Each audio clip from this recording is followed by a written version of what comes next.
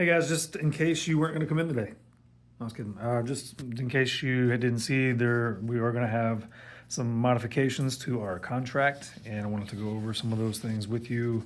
There's not a ton, and they're all really great modifications. There's been plenty of times where they've made changes, and you're just like, this is not one of those times. So first page, not much really changing. Line 55, where it said seller concessions, where we were putting in that seller shall provide up to X amount for concessions for the buyer. That is no longer there. It's put somewhere else on the next page, and we'll talk about that here in a second. The next page is the big difference. So there is now a buyer's property contingency that's added into the contract. So it's saying that either the buyer's property, that this contract's not contingent upon another transaction, it is contingent upon the sale and close, or is contingent upon the closing of a pending transaction. I don't know why we didn't have this forever anyways, so super glad they put that in. The next section, section 5, is where the seller concessions go into, and it gives 3 different options: either none, or that it should be an X amount or a percentage of the purchase price, which is great. Super helpful. It is much more clear now than what it was before. I can't tell you how many times it was missed on that first page. The next thing they added in was buyer broker compensation. So again, we're not writing. So we used to write in the other provisions asking for closing cost, if there was a contingency, or even more recently adding our commission to it.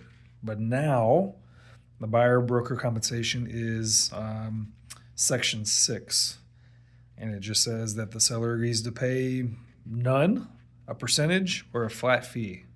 Super great, super helpful. All right. Really small changes on the next few pages, maybe a word or two or something, nothing overly important. This is great. This is something they should have added in a long time too, and something I've been advising my clients, my buyers specifically.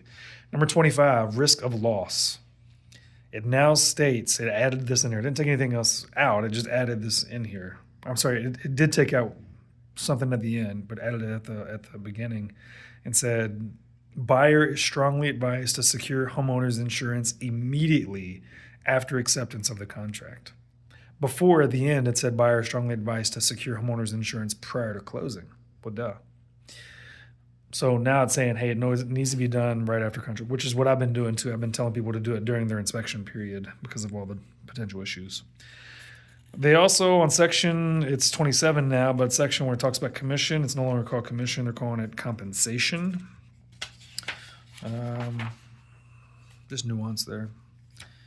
And instead of a 7-page contract, we now have an 8-page contract. So, good changes. Now, the 7th page is the normal thing that we used to have. The 8th page is for counters. We don't have to keep adding on like addendum counters. They have now added this on here where you will get up to basically, you write our initial offer, and either the seller accepts it or they respond and they reject it or counter. If they do that, you have the buyer's response, and then a buyer could counter, and if they counter, then it has the seller's response one more time. So essentially, if the seller was going to counter that second time after the buyer's, you had the initial offer for the buyer, a seller counter, a buyer counter. If the seller didn't accept it there, you would need to add another page, but otherwise you wouldn't need to. So I feel like they've done a really great job this time around of just hitting all the points of things that we needed in our contract. It should have been there already. And this is going to help us to not have to, it's more clear, and it'll take away from us having to add addendums and things like that are unnecessary. So I will, when you log on to GLAR, it should give you the option to download or look at the forms. I suggest you do that while you watch this video. Let me know if you have any questions.